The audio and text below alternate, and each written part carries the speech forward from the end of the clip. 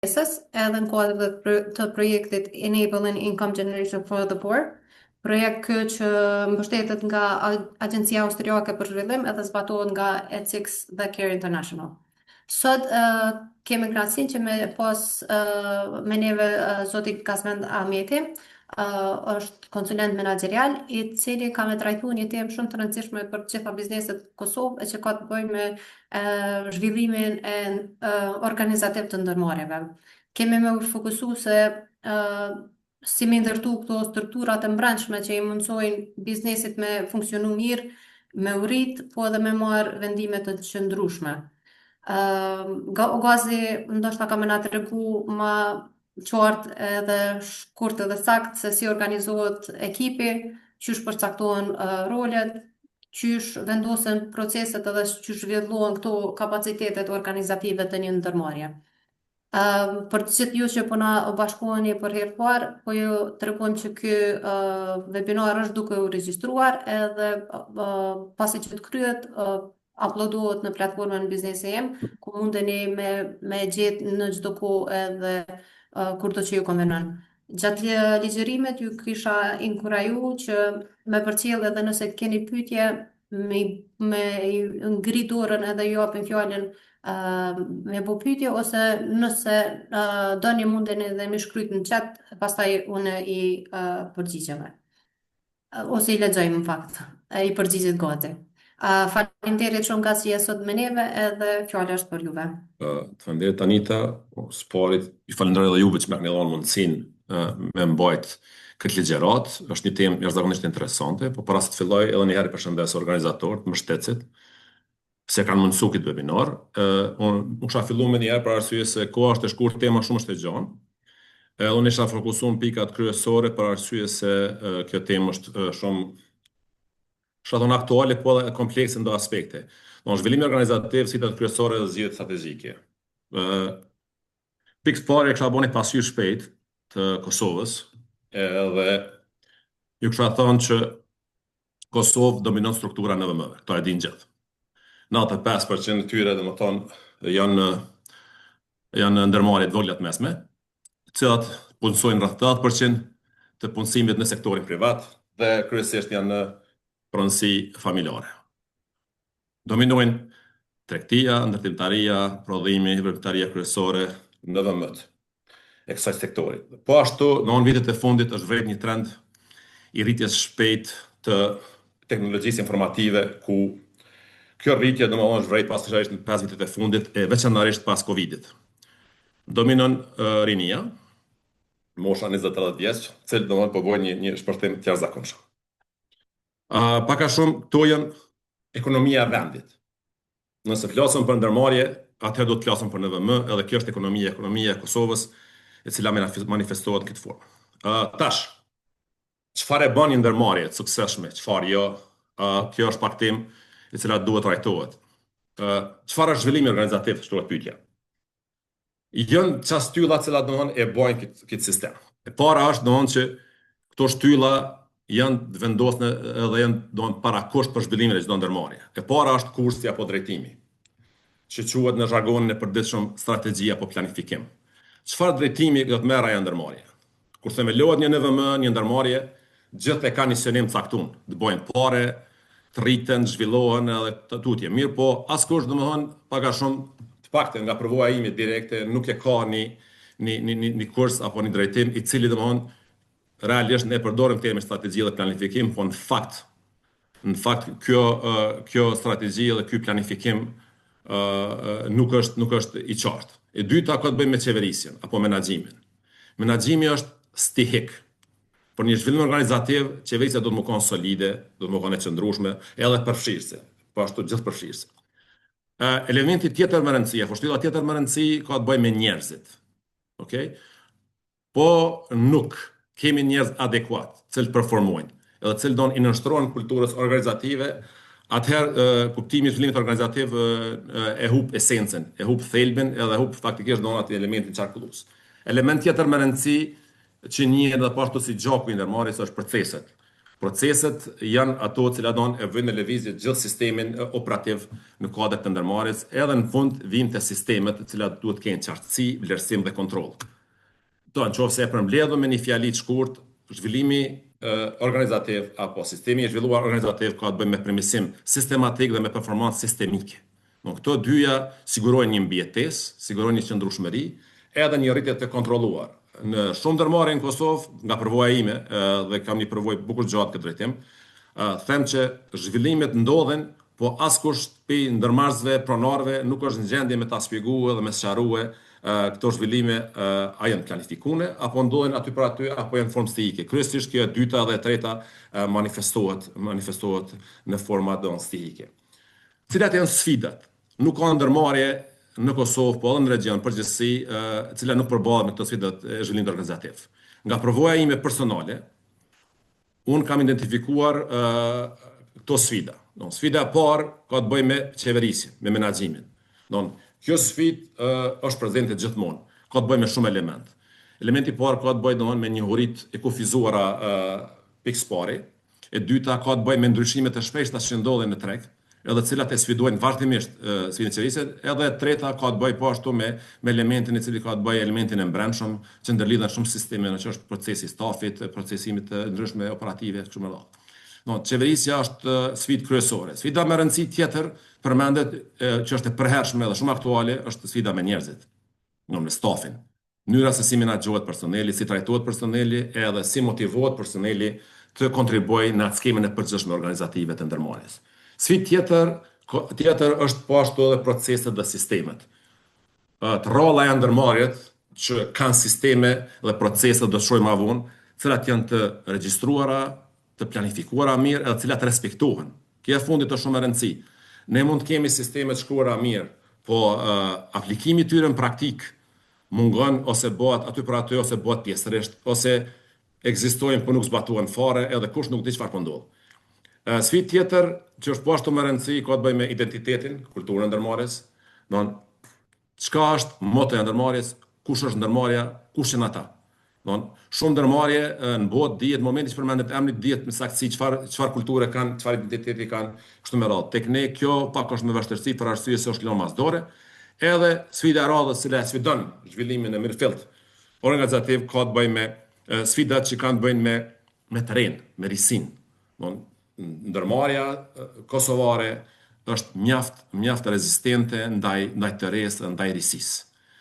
Kjo vlen si për procese, por njëjtën kohë vlen edhe për elementin njeri apo faktorin njeri i cili vjen i ri në ndërmarrje dhe bën risi, cilat shijon me një sy të dyshimt edhe me një rezistencë caktuar. Okej. Do të zvërthejmë gradualisht një nga një. Sfida me udhëheqjen, pikëspari do ato që beton vazhdimisht. Ne e përdorim termin vizion shpesh, po mund të pyetësh me 10, unë kam pyet kështu për kuriozitetit, cili është vizioni i ndërmarrjes, po flas për ndërmarrjet që janë themeluar dhe kanë një pasuni edhe kanë një stat shumë mirë në ekonomi. Cili është vizioni juaj? Unë ju siguroj që jo vetëm pronari, por shumë pak njerëz ose nëse e kanë të dokumentuar nuk kanë ide. Domthonë vizioni është ai kursi, nëse trajtojmë ndërmarrjen si një anije, atëherë domthonë është një drejtim i cili duhet definohet, është një busollë e cila jep drejtimin. Të ndërmarrjet kosovare nga përvojime të paktën në këto 10 fundit ekziston një kurs i padefinuar. Tash arsyetimi është se tregu është shumë volatile, ku po diun e ka lëvizje të mëdha, po në fakt kjo ka të bëjë me çat mungesën e padefinuar, me çat mungesën e hartës organizative, e cila është parakusht për me pas një strukturë organizative të qëndrueshme. Strategjia ne e përdorim vazhdimisht, e dëgjojmë ka mos të na me fjalë tjera strategjia ka kuptimin. Në ndërmarrje tona është sekrete. Nëse kanë, atëherë domosdoshmë di veç pronari kishe. Po ka shumë raste që as pronari nuk e din për përvojësime po flas. Cila është strategjia? Strategjia është një orientim i definuar mirë, i cili flet për kohë, për objektiva, për çaqe, për qëllime, të cilat duhet përcjellen. Prap këtu them që strategjia edhe nëse ekziston vetëm si një dokument apo edhe një gjys dokumenti i cili domosdoshmë është përdorur. Vendimarrja qendrore, kryesisht prej pronarëve, ose menaxherëve pronor, quaj ashtu, me improvizime të shpeshta. Vendimarrja nuk është një vendimarrje profesionale e informuar mirë, e bazuar në informata në dhëna, edhe në databaza ku bëdione, po bëhet me improvizime, aty për aty. Edhe vendimarrja pëson ndryshime të shpeshta. Improvizimet janë të vazhdueshme, kështu që sinjalet që shkojnë te pikësparit të punëtorët, ato nganjëherë shpesh krijojnë konfuzitet edhe paqartësi që shkakton të asaj efekte dytësore, kisha thonë negative. Dyshimet, do në po flas për ato dyshime cilat kanë bëjmë me profesionalizëm edhe me risi.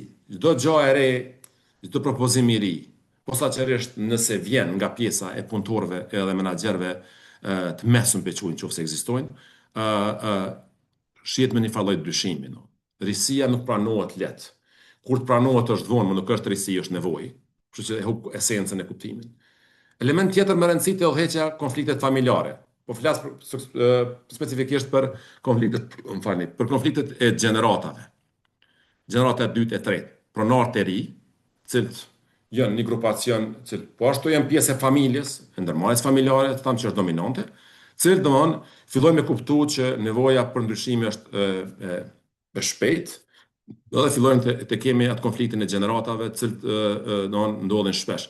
Unë i kisha ndodhur disa tregime kështu vetëm si anekdota, shpesh ka ndodhur që kam qenë pjesë e mbështetjes për qeverisje korporative, kur domethënë familjet e caktuara, posaçërisht ato kompanitë të cilat janë organizime vllazërore, kanë probleme jashtëzakonisht serioze, ku fillon mosbesimi, edhe kur fillon problemi i kyçjes së gjeneratës dytë dhe tretë. Ajo pastaj bëhet një problem shumë serioz. Trashëgimia e planifikuar është fjala për që në anglisht e quajnë succession, kur pronari i parë ka lënë pronësinë të djali, vajza, ose të personit tretë, ose të ortaku, varësisht se si trajtohet, kjo nuk është e planifikuar. Te ne trashëgimia ndodh sipas nevojës. Smundja, vdekja, apo edhe në presion tjetër i cili domethënë e detyron. Edhe në ato raste kur kemi kalim të trashëgimisë, prap trashëgimia nuk është e plotë. Prap domethënë gjenerata e parë ose e dytë sillet andaj edhe bën pengesa të ndryshme të cilat ne mund të hasim shembull në një kompani të cilën mjaft e suksesshme ku tre vllazën menaxhojnë vllai i madh si themelues normal me mbështetjen e dy vëllezërve të tjerë, po ajo shumë aktive i ka edukuar fëmijët e vet, gjeneratën e dytë për të marrë përsipër vajzën e djalin. Në anën tjetër dy vëllezër të tjerë nuk e kanë lodhur fort kryt, edhe fëmijët atyre janë sjellën ndryshe. Pronari, vllai i madh ka kuptuar problemin edhe është paraqitur nevoja që të adresohet kjo puna trashëgimisë. Problemet kanë qenë, unë kanë qenë i kyçur për fat mirë e fat keq, kisha thonë ashtu. Problemet kanë qenë jashtëzakonisht serioze, të cilat kanë rezultuar me probleme familjare edhe me shpërbërjen e firmës ndërmarrës, e cila e ka humbur kuptimin krejt. Ne këtë kuptimin e ndarjes së pronësisë nga koncepti apo nga pikëvështrimi i qeverisjes korporative, ne nuk e kemi ende në qartë. Do shumë i pagës më vonë, po kjo bartja trashëgimisë te ne është fizike, nëse mujnë e prejnë me sharr ndërmarrjen ose e murosin e ndajnë me copa, edhe kështu kuptohet e ndarja në mënyrë shumë arkaike, nuk ka kuptimin e ndarjes së pasunisë në formë të aksioneve apo të pronësisë me përqindje, firma të vazhdoj, të kalohet në gjeneratën e dytë tretë apo të kalohet një ekzekutiv i cili është komplet i jashtëm, që është në ndarje e pronësisë për menaxhmentit. Dhe trashëgimia unë mendoj që do të shfaq problem edhe do të jetë problematike në të ardhmen e afërt edhe nuk do të shmangët derisa s'kuptohet mirë se duhet ndodhë trashëgimia, duhet bëhet bartja e pronësisë në mënyrë profesionale, po mos ndërprihet kontinuiteti e vazhdimësia e ndërmarrjes. Sfida e radhës posaçërisht shumë aktuale. Nuk ka ndërmarrje që nuk shkon, që nuk kanë kohë, se s'ka punëtor, ka punëtor, pak kvalifikuar, shumë pak kvalifikuar, pasjellshëm, e kështu në anën tjetër punëtorët kanë tregime këtej tjera, mos trajtimi i mirë, mos respekti, paga e ulët, mos qartësia afatgjate, mos mbështetja në specializime të ndryshme, kështu me radhën. Këto janë tregime kundërthonëse, kjo është sfidë serioze. Në ndërmarrjet, shumicën e ndërmarrjeve që kam qenë, nëse kanë burimet njerëzore, se në NVM-t nuk gjendet edhe shpesh si departament apo si njësi e veçantë. Burimet njerëzore kanë rol administrativ, jo strategjik dhe human. Derisa në kompanitë dhe ndërmarrjet e avancuara, burimet njerëzore janë një prej shtyllave, ndoshta shtylla kryesore ku krijohen edhe kuadrat e arshme, po edhe mbështetjet dhe stabiliteti i ndërmarrjes. Tek ne ka rol administrativ, paga, pushimi, largimi, angazhimi në punë, po askush nuk mirret më shumë se kaq. Askush nuk vazhdon i hap tutje do me planifiku më gjatë. Edhe kjo është jashtëzakonisht një sfidë e cila do e pengon që të kemi një strukturë brendshme organizative. Mungesa e menaxherëve të mesëm, e kam futur thojza për arsye se është fjala për strukturën e mesme të menaxherëve. S'po flas për menaxhmentin ekzekutiv, as për pjesën e poshtë, po flas për ata të mesëm. Zakonisht ta janë jo familjar, edhe njerëz që janë pikat kryesore rreth cilave sillen proceset edhe organizimet të ndryshme. Në shumë ndërmarrje, edhe nëse ekzistojnë me emra, nuk ekzistojnë si pozita të cilët kanë një pavarësi, kanë një delegim të menaxhimit, cilët kryjnë punë dhe askush domethënë nuk e sfidon në çdo hap. Këta menaxher te ne kryesisht manifestohen në formë pagave, po jo edhe në formë të autoritetit apo të përgjegjësive. Element tjetër me rëndësi të burimet njerëzore është sfida e mikromenaxhimit. Si term më shumë akademik, po realisht besoj që shumica e kuptojnë kur ekzekutivi apo një strukturë menaxheriale, edhe pse ka delegu një pozitë apo se ka delegu, përzihet në detale banale. Për shembull, unë e di një tregim kur shefi një ndërmarrje jashtëzakonisht madhe në Kosovë, u merrte edhe me xhona siç është ajo garazha për riparimin e kamionëve edhe makinave, gjona të tjera. Kjo është totale pa kuptueshme, mirë po kështu është, për arsye se mikromenaxhimi është një smundje moderne e cila posaçërisht manifestohet tek pronarët, cilët kanë realizuar një sukses edhe mendojnë se janë gjithdijshëm edhe bëjnë kësi angazhime. Angazhimi i pronarit gati në gjitha proceset. Element tjetër është, apo sfidë tjetër është rolet dhe përgjegjësitë të paqarta. Njerëz mirën punë edhe nuk ka definim të pozitës, të rolit edhe përgjegjësisë. Ka tregoj edhe një shembull tjetër, një anekdot me një kompani po ashtu serioze. E vizitum edhe drejtori i marketingut na qit ke çaj. Tash për arsye se pronari kërkoi me pi çaj edhe kjo është kur dolëm jashtë ai drejtori pastaj kështu na pas pinë do fjalë të mira thojza për pronarin.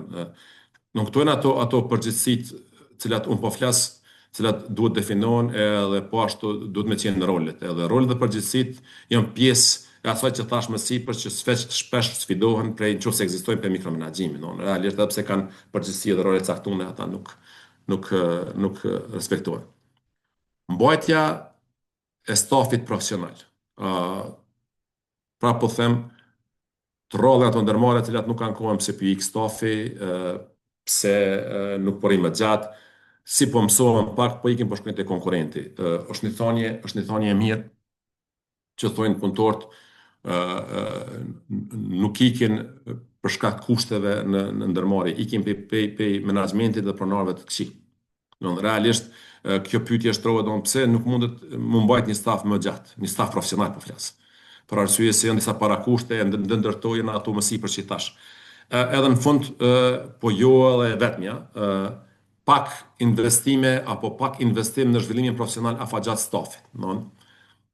Edhe nëse mbështetet një person i caktuar, ai person mbështetet ose ad hoc ose pse është antar i familjes. Përndryshe nuk ekziston një skemë e mirëfillt kur personat me potencial do të mbështesin profesionalisht përmes kurseve specializuara apo edukim formal që të forcohen dhe të përfshihen në një kompani dhe të jenë pjesë e saj në periudhë më afatgjate. Një prej adresimit problemeve, për shembull mbajtja e stafit profesional është kjo. Kur ndërmarrja tregon sinqeritet edhe seriozitet në raport me personin fjala edhe në mbështetjen. Kjo është një prej pashtu sfidave, po këtu janë vetëm ato kryesoret. Sfida e proceseve, element tjetër, po flasim për një segment tjetër kur folëm për ato shtyllat. Mungesa e proceseve gjithëpërfshirëse. Edhe pse nëse ndodh një proces, ai proces pikëpari nuk bëhet i njohur për krejt personelin, e sidomos ato ndërmarrje që i kanë po supozoj 20-30 punëtorë më shumë, nuk janë gjithëpërfshirë, bën ato procese, po prap anashkalohen ndoshta hallkat kryesore të ndërmarrjes së organizimit. Këto procese edhe nëse bëhen nuk dokumentohen mirë, nuk kanë të shkruane, nuk din kush, nuk ekzistojnë ato të quhet SOP që quhen Standard Operating Procedures, nuk janë shkruane. Varësia nga individi, proceset nuk hartohen për kriju një skem organizative të qëndrueshme, po bëhen më shumë për individ. Edhe ai individ domosdoshmë është barës i procesit. Momenti kur ai individ shkon, s'ki proces, nuk ki sistem. Edhe kjo është një problem shumë serioz. Edhe shumë ndërmarrje kanë falimentuar në Kosovë mu për këtë, për arsye se lidhen për individ. Individ caktuar bëhen bashkë, largohen, atëherë ndërmarrja është në pozitë jashtëzakonisht strong. Një operim kaotik gjysmë funksional. Çdo operim, posaçërisht me industrinë e drurit, s'ka një organizim, nisën më punu, që apo diun atje 10 kuzhina, pastaj vjen një ofertë më e mirë, ata i lajnë atje, kërkush merr përgjegjësi nuk dihet ku është gjendja, operimi bëhet sipas nevojës dhe interesit, edhe gjithë ky operim kaotik nuk e arrin atë kulmin e funksionalitetit ndërmarrjes edhe gjithmonë ka probleme. Në kuadër këtyre probleme, pastaj keni edhe probleme materiale, të cilat manifestohet për shkak të ndërpresës procese, ndrrimit proceseve ndryshme për flas prodhim. Modernizimi, sot po quhet digitalizim, modernizimi me teke, nuk është i menduar mirë, po sipas tekeve, nuk ka një analizë mirëfillt, nuk ka një plan veprimi. Plot ndërmarrje fillojnë bëjnë një digitalizim, vjen një ofertë tjetër, e ndërpresin procesin në gjysmë dhe vazhdojmë ato tjetrën, pastaj dojmë i kombinu ato dyja. Në anën tjetër, po ashtu për shkak se nuk ka një plan mirë veprimit, një analizë mirë veprimit, nuk bëhet trajnimi adekuat i stafit, pastaj ai nuk zbatohet, ai modernizim në ndërmarrje edhe është kushtues.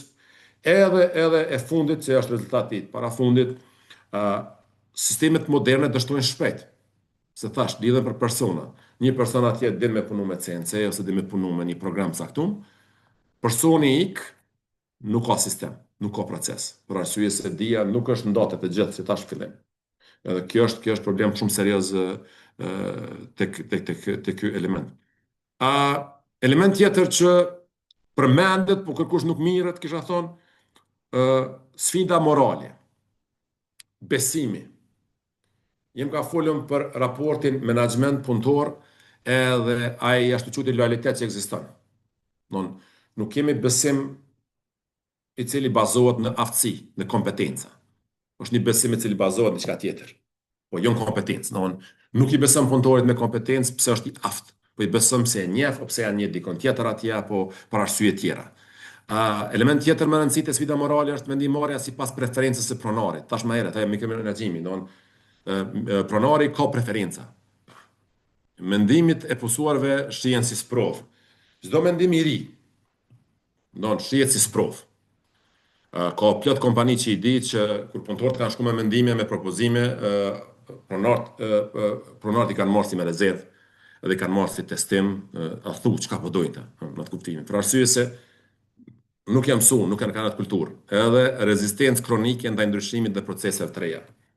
Kjo është më së evidente, unë e kam po personalisht në këto ndërmarrje, çdo sen i ri, çdo fenomen i ri, çdo thuje çfarë dush, trajtohet me dyshim dhe jo patjetër si diçka pozitive, po më shumë nga prizmi negativ.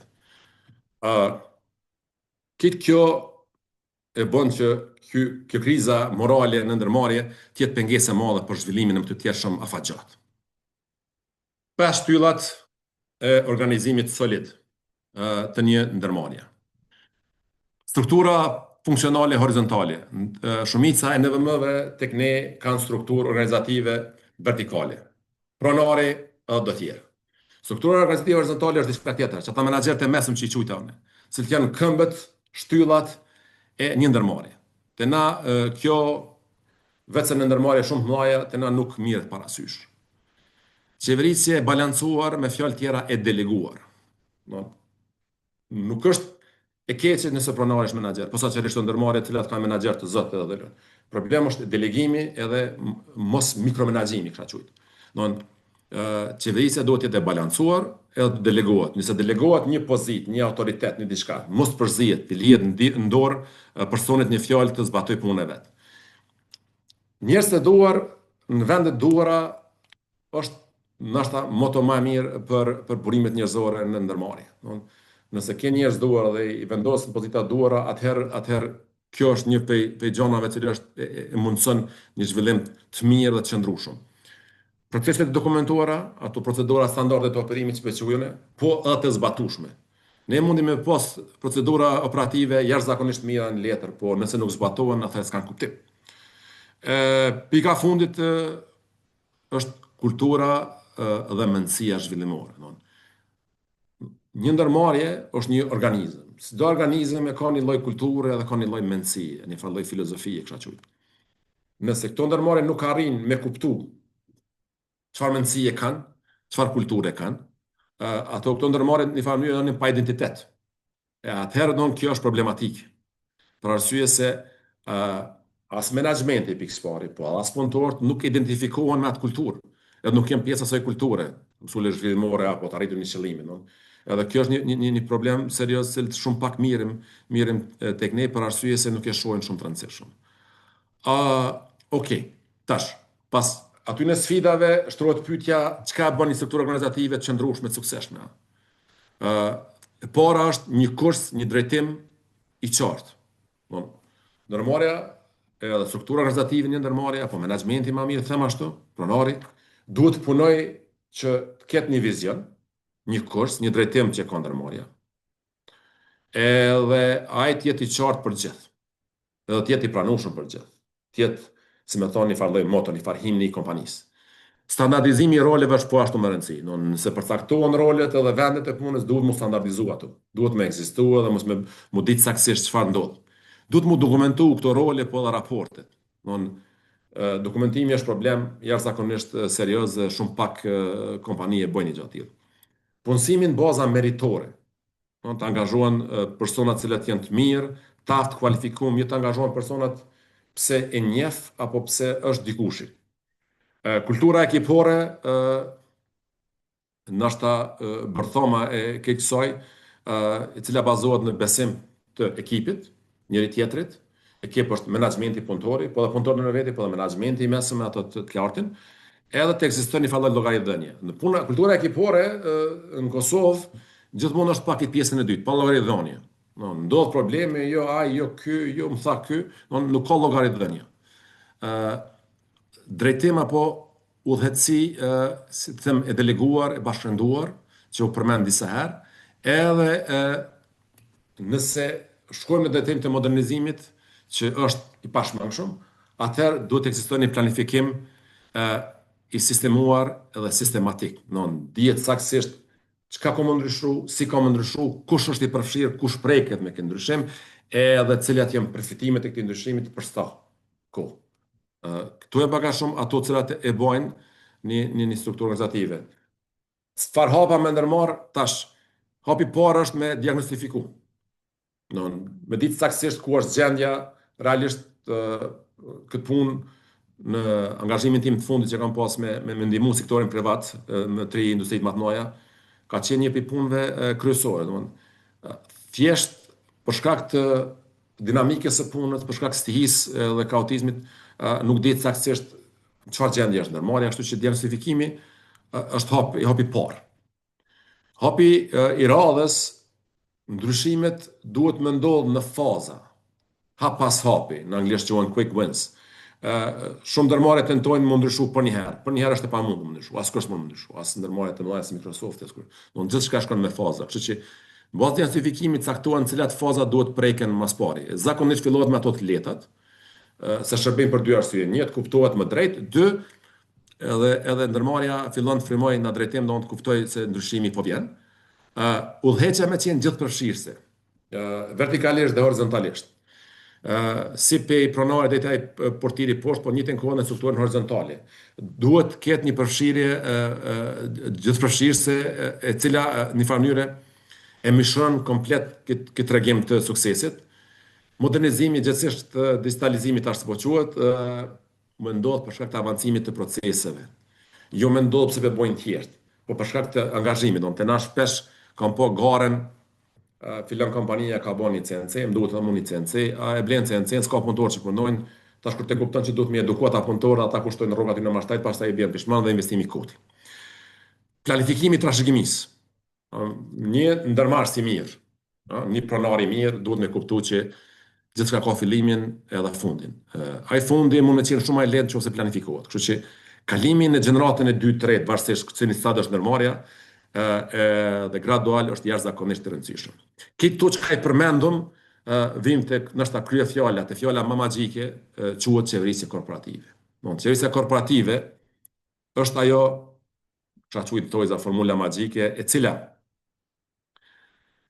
i adreson krejt ato sfida edhe krejt ato gjona që i përmendëm deri tash. Qeverisja korporative vendos një rregull, i cili mungon në ndërmarrje, cakton rolet, cakton drejtimin dhe maturinë në një ndërmarrje. Një ndërmarrje e cila i zbaton këto praktika të mira të qeverisë korporative, dhe pse qeverisja korporative më bë me dije që ka ta shumë tregime, disa thonë që nashta nuk është e mirë për në dhëmësane, unë mendoj se aja ka pjesë të shumë mira dhe këto pi përmendi, po është mjaft komplekse, mirë, po për NVM ka elemente që mjaftojnë për me këndellë, me kriju një strukturë organizative të shëndrueshme edhe afatgjatë. E këtë ndërmarrje, domthonë për një organizate e cila drejtohet nga pronari në një sistem të ndryshme funksional. Çka do të thonë ajo?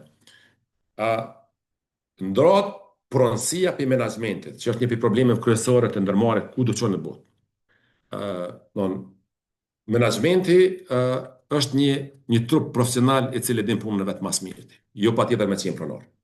Nuk do të thonë që pronar nuk lejon, po zakonisht çfarë ndodh, kjo strukturë ndahet, pronarët e kanë rolin pikqyrës, ndërsa menaxhmenti ka rolin ekzekutiv. Edhe kjo duhet të respektohet shumë. Kjo ndarja e roleve, profesionalizmi dhe vendimarrjen po ashtu vjen me një transparencë të rritur, e cila ndihmon në krijimin e strukturave funksionale në ndërmarrje.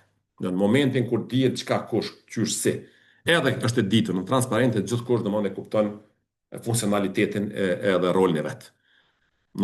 Me fjalë tjera, nëse e rrumbullaksojmë, është një farë testi pjekurisë një ndërmarrje, në NVM, që ka synime më rrit, më zhvillu. Kalimi në qeverisje korporative, thjesht kalimi në botën e tretëve, në lojë serioze. Mirë po, prapë them, kjo këtë varet edhe lidhet shumë me element që diskutum, po ashtu edhe vullnetin e gatishmërinë e pronarëve.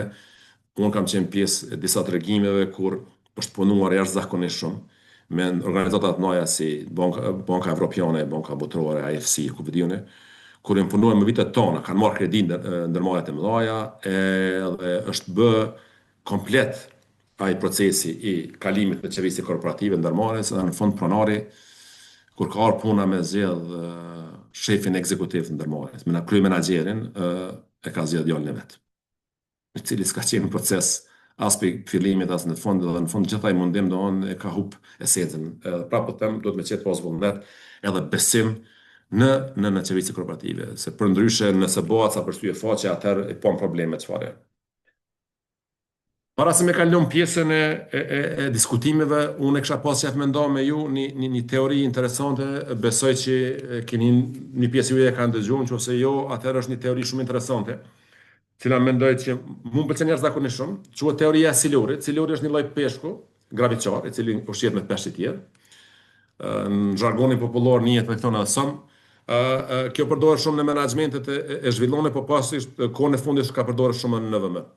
Çka është teoria e silurit, pika e shkurtër, domethënë tregtar, kjo vjen pe përvojës tregtarëve evropianë, që kanë transportuar salmon, sardela në Amerikë, kryesisht edhe në Azi.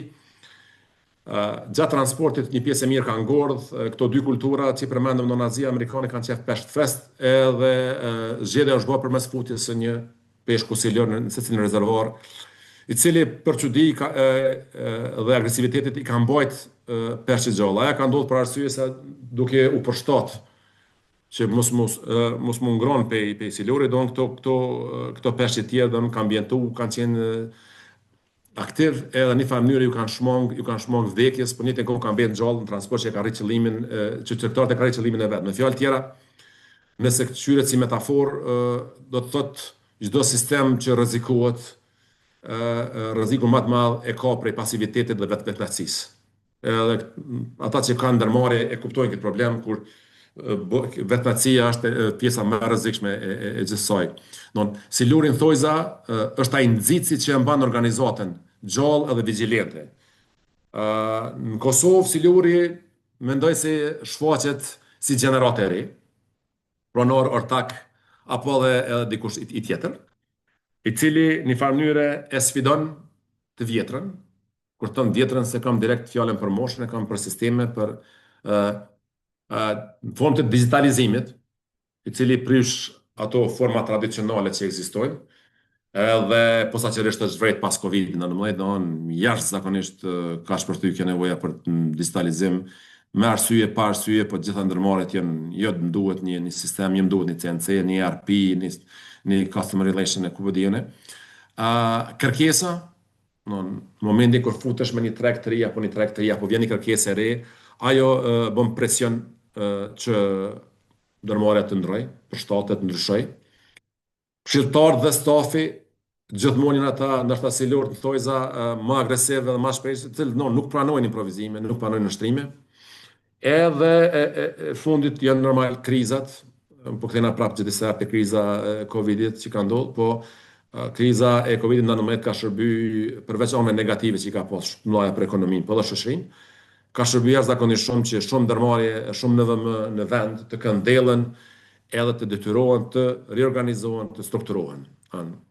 Me fjalë tjera, nëse dojmë me mbyll këtë farë muhabeti, pasi lërë shumica e NVM-ve, ndërmarrjeve në vend, ngelin atë rutinën e përditshme, ngelin në improvizime, dhe me kufizime dhe me një organizim kaotik, i cili një farë mënyre nuk siguron jetë gjatësi edhe nuk siguron stabilitet edhe gjithë kjo manifestohet me një profit apo me të fitim i cili është i stabil edhe për periudha më afatgjata. Unë kaq për këtë pjesë i kisha falenduar për vëmendje, po në njëjtën kohë e kisha hapur ndoshta edhe pjesën e dytë tani Po, Gaz, faleminderit shumë për prezentimin. Tash po ju japim fjalën pjesëmarrësve. I kemi rreth 20 pjesëmarrës që kanë qenë aktiv gjatë ton kohës dhe kanë ndëgjuar webinarin. Nëse keni pyetje, komente ose edhe mendoate diçka prej përvojës juaj, pse ju në gazin e kemi të gatshëm ndoshta me ndihmu. Derisa dikush e merr fjalën, Gaz, e përmende më herët që shumica e bizneseve në Kosovë janë ndërmarrje familjare, kështu që udhëhiqen prej familjes. Edhe a ka ndodhur me po personalisht ty ose ndonjë ndërmarrje që ka qenë e madhe në Kosovë edhe ka bëqët tranzicionin prej udhëheqjes familjare në një ekzekutiv të jashtëm, një udhëheqje ekzekutive prej njerëzve që si kanë taku më herët ose këshilltar ose konsulent që ja kam besu punën. Sa ka qenë e vështirë nëse ke qenë që me thonë dëshmitar ose ekipazhet rast, sa ka qenë e vështirë për ata me bo këtë farë hapi. Tu e ditë që jemi edhe si shoqëni shumë konservatore dhe tutemi kështu milion përgjithësit. Këtina te konservativizmi, biznesi është konservativ në këtë botë. Është e natyrshme, do ndoshta me kuptu një pronar i cili e ka themelu prej si më thon, pej asgjarit një ndërmarrje e cila tash i ka 500 punëtor. Unë kam qenë dëshmitar i krejt, edhe në pjesën, si më thon, përfituese, edhe në pjesën e konsulencës, edhe krejt. Edhe po, në Kosovë janë disa ndërmarrje të cilat sinqerisht janë transformuar në ndërmarrje korporative, nuk i përmeni me emra, mirë, po pak a shumë me mendu, pak a shumë dihen, edhe funksionojnë jashtëzakonisht mirë. Për me kuptu ma le, shumica këtyre ndërmarrjeve kanë një farë stadi dikon 80%. Ende nuk janë komplet. Për arsye se ai kujdesi familjar, më thojza për shtia, si është se për arsye se ndërmarrjen pronarët e mirëfill të trajtojnë si fëmijë, bile shpesh qesin para fëmijëve, e dim këto. Edhe ende nuk kanë rrit, po ka ndërmarrje me më përgjithë thjesht, ka ndërmarrje të cilat e kanë fillu, e kanë mbaruar edhe operojnë jashtëzakonisht mirë, ka ndërmarrje që e kanë fillu, kanë dështu edhe janë të mëdha. Ky fenomen është interesant më has kryesisht hasë ndërmarrje të cilat i kanë mi 50 punëtor. E posaçërisht të mëdha që janë themelionë ato pa tjetër s'kanë çare me u transformu me ndarë pronësit menaxhment. Por është interesant me pa një fenomen të ri që ka ndodhur te industria e teknologjisë informative, takullerat të ri që kanë bërë ndërmarrje. Edhe këta jashtëzakonisht të vetëdijshëm po bëhen në formë të ortakris, që mendoj që është një formë që jashtëzakonisht mungon këtë vend. Edhe janë të punu jashtëzakonisht mirë shpesh po ndodh që pa vetdije zbatojnë këto elemente të servisit korporative për arsye se e kanë kuptuar lojën. Mirë po mund ka ndodhur në 4-5 kompani me që jenë pjesëmarrës edhe i përfshirë në ndryshime, edhe mira punës është që këto gjeneratat e reja që po mirën me këtë industri për shkak të presionit që vjen nga jashtë, për arsye se shumica janë si më thon punë direkte, edhe ai pronari i kompanisë madhe që i ka angazhu kërkon që ata me të qenë strukturuar në asnjë mënyrë për shumë arsye. Një, për me pas një qartësi me kanë ka punë, e dyta me proceset, për arsye se ato janë kryesisht lidhe me shërbime të cilat non delegohen në këtë ndërmarrje apo kalohen. Edhe aty vini qartësi mirë, po mund të them që ka trendi është i kënaqshëm, siç kam thonë, Kosovë kryesisht të ndryshime ndodhen për shkak të nevojës, jo planifikimit mirë. E sa janë të hapën, se tu e dita si shoqëni, ndoshta edhe e kaluara na ka bo që jena shumë të adaptueshëm ndaj ndryshimeve. Kjo Sa janë të adaptueshëm bizneset që si në udhëheqje po si edhe në procese tjera. unë thash për përvojës sime që kom pasur në ditët e fundit, rrallë kam taku biznese cilat e kam bën me planifikim, s'po them me dëshirë, me planifikim këtë transformim. Kryesisht është nevoja, që është e natyrshme, e kuptoj, mirë po kjo nevoja nuk ka nevojë më shndrua në presion. Edhe një pjesë e mirë e bëjmë për shkak të presionit. Kjo është pjesë e kulturës. Kultura ndryshon shumë ngadalë. Edhe hjekja dorë e një gjaje të vogël për një shënim më të madh është element kulturor, cilët edhe këtu dallohen të mëdhajt për të vegjëlve si ndërmarrje. Ndërmarrjet e mëdha që i njohim nëse në botë, po edhe ndoshta edhe në Kosovë, nuk janë pronarë të njëjtë. Për arsye se kanë mbrojnë një stat saktun, edhe quhet në anglisht ajo strategjia daljes, exit strategy. Me fjalë tjera shesin kompaninë ose kalojnë në aksionar pak më të vogël, mirë po ndërmarrja pastaj e merr dikush tjetër timonin dhe e ngrit në stadet më të larta. Në Kosovë, tash për përmend një element ndoshta pas ka ik, është jashtëzakonisht më rëndësi që pak ndërmarrje nuk e mendojnë këtë punën e strategjisë daljes. Përveç këtyre të industrisë të re që janë të kyçur tash në informative, ku ndërmarrje domthonë e mbrin një stat caktuar për mushit. E për mushit do të më rrit dëfar element ose disa parakushte të cilët dëshmojnë që një ndërmarrje stabile, solide, organizuar edhe me strukturë mirëfillt korporative. Kjo është ajo shumë e rëndësishme që po ashtu që ju çdo ndërmarrje mund të shndron në një IKEA apo mund të shndron në një kompani të madhe. Ajo shumë lehtë mund të mu ble, po edhe shumë lehtë mund të dështu, pavarësisht pe rrethonave.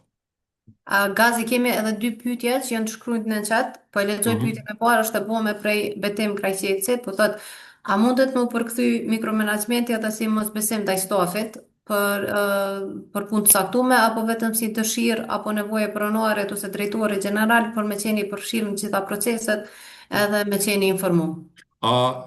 Betim të dyja është.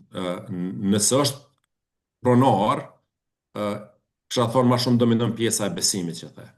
Nëse është menaxher i angazhuar, nuk është pjesë e familjes, atëherë domosdoshmë është e dyta, është përzierje edhe marrja e meritave, padrejtësisht, po në anën tjetër është mos t'i linçojmë mikromenaxherat për arsye se unë kam qenë pjesë e 20 vjet të fundit nuk kam kaluar shumë struktura. Jo nga një herë, po shpesh ka ndodhur që mikromenaxherët edhe ne kanë shpëtuar ditën.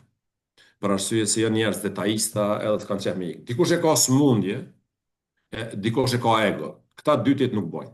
Këta dytit që qyrin përmes mikromenaxhimit me marr meritat, Edhe zakonisht ta shfaqe minutën e fundit, kur ti e kryen punën, edhe minutën e fundit aja merr edhe na thoi na del fotografi me punën e dikujt tjetër. Kështu që po, te veç me përmbyll ndoshta kesh e gjatë, tek pronarët është një mungesë besimi, tek menaxher profesional që kanë këtë defekt, me të quajtur trojza, është ajo e dyta që the që dëshira më kyç, më angazhu edhe me marr edhe meritën pse jo. Faleminderit. Një pyetje tjetër vjen prej zona Beqiri, është pak më e gjatë, kështu që po e lexoj të gjithën.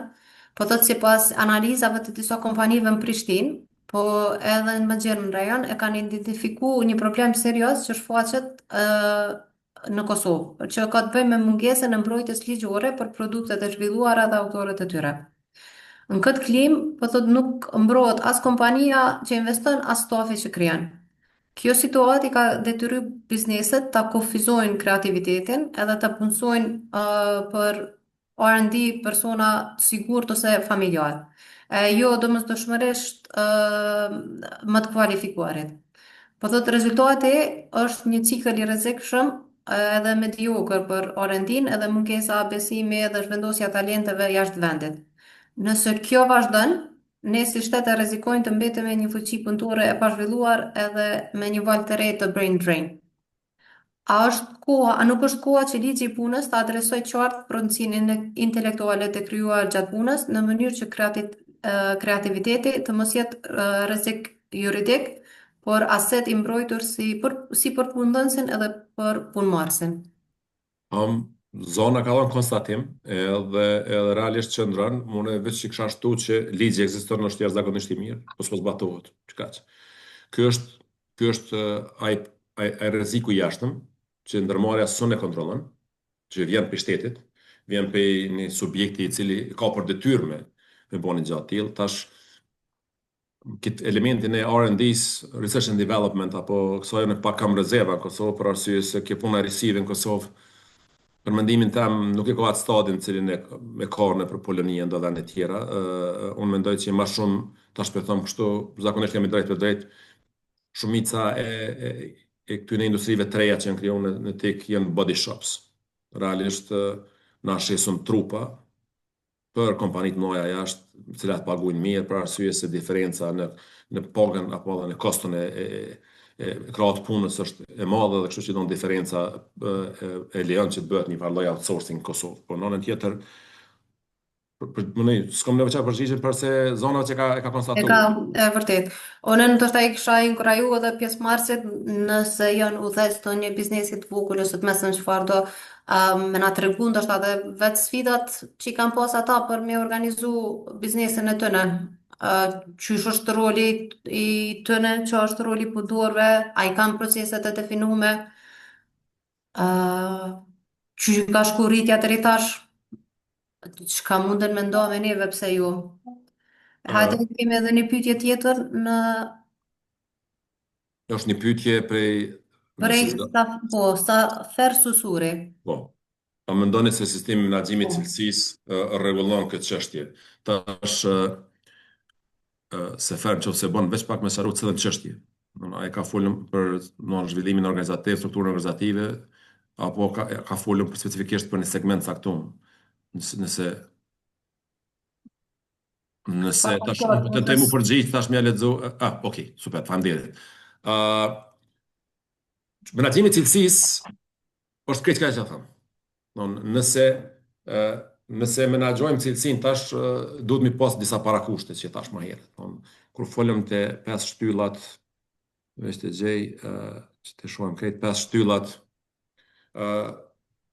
e një organizimi solid, këtë këto në një farë mënyrë e rrumbullaksojnë çat menaxhimin e cilësisë. Nuk mundesh me menaxhu cilësia, po më pas menaxhment cilësor me menaxhment dopt me punëtorë që performojnë si duhet apo nuk i njohin detyrat e veta, me një qeverisje e cila është komplet qendrore e bazuar në autoritet. Këtë këto kërkohen si parakosh për me pas një menaxhim cilësisë. Menaxhimi i cilësisë është shumë kisha thonë objektiv. Nuk toleron interpretime apo improvizime të ndryshme. Kaq.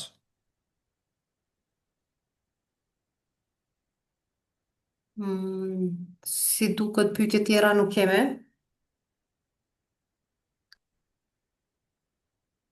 Po si edhe një, faleminderit. Faleminderit atëherë zoti Susuri. Nëse s'ka pyetje tjera, po e kishim mbyllë edhe webinarin e sotën. Ta këshiqojmë se edhe një. Zoti Kacaferi ka shkrujt. Mendoj që mungesa e strategjisë është e qëllimshme, pasi u jep kompanive mundësi me gjetë oportunitete. Um, Kështu, zotni Gacaferi, nashta është e kuptueshme të ndërmarrjet publike, pse po strategji, po të fundit unë i kisha thonë strategjia, spripi përvojës, po thëmë strategji, nëse ki strategji nuk e zbaton çfarë po duhet, me fjalë tjera. Në strategjia do të më kuptu si diçka që është pjesë përbërëse, është një abetare e kompanisë. E din ku fillon, ku mbaron, edhe cila është drejtimi. Është një hartë, cila nësë më besoj që shumica keni dëgjuar për Peter Thiel, themeluesi i PayPal, sot është një prej miliarderëve ndërmarrësve në kuptimin e plot fjalës, po ashtu është një prej mbështetësve të themelimit të LinkedIn. Ai ka pas një thonje që është epike, kom dëgjuar, thotë, cila është struktura organizative më e mira, e ka pyet dikush. Si njëri me përvojë, i cili ka themeluar me qindra unicorn, si po quhen. Përgjigja ka qenë shumë e thjeshtë. Struktura organizative është ajo e cila sjell pare, sjell lek, edhe këtë janë kënaqur. Kjo është ajo logjika e thjeshtë, nuk ka strukturë organizative e cila është unike, e standardizuar. Nuk mundi me marrë një model i cili operon me një X kompani me zbatu me një kompani Y. Për shto po them, kultura profesionale edhe mendësia zhvillimore e ndërmarrjes për secilin është e veçantë, sikur shahet e gishtat. Një ndërmarrje në vendin tonë është e suksesshme edhe ka përparu për arsye se ka arrit me kriju një farë lloj mikrokulture brenda ku gjithë ju kanë bashku aso ideje. Edhe ajo ideja shumë lehtë më konkretizu. Ka sfida, nuk është e thjeshtë, se nuk mjafton me thonë që po këtë po e bëjmë një kompani tash ku e diun edhe tash mirë, po ideja është që kur të din saktësisht çfarë po don, edhe këtë janë me një edhe të rreshtum ose bashkëndum si duhet, atëherë do strategjia është e thjeshtë, vetëm zbatohet. Të ne strategjia për fat keq po kuptohet që si një dokument i cili ka 25-50 faqe, edhe i ka do vizioni, misioni, objektiva, edhe dikush është në fijok atje, edhe ose në shpesh ka ndodhur, nëse im kanë donator të fotografu me to dhe ka që ka kry muhabeti. Po shpresoj që kemi përgjigj pyetjes së zotit Vërtyt Kacaferi. Pyetje tjera si duket s'ka, dorën dikush nuk e ka ngrit. Atëherë, pa zgjuar më tepër, shumë faleminderit zoti Ahmeti që e ndot kohën, përvojën, po edhe prezantimin me të gjithë neve. Faleminderit edhe gjithë pjesëmarrësit që ishit pjesë e Empower Biz Webinars. Shpresoj që ky sesion ka më ndihmu sadopak në ndërtimin e një organizimi më efikas për biznesin tuaj. Ju rikujtojmë që gjitha webinaret janë falas edhe mund të kyqeni në platformën Biznesim edhe të shikoni sa herë të keni nevojë.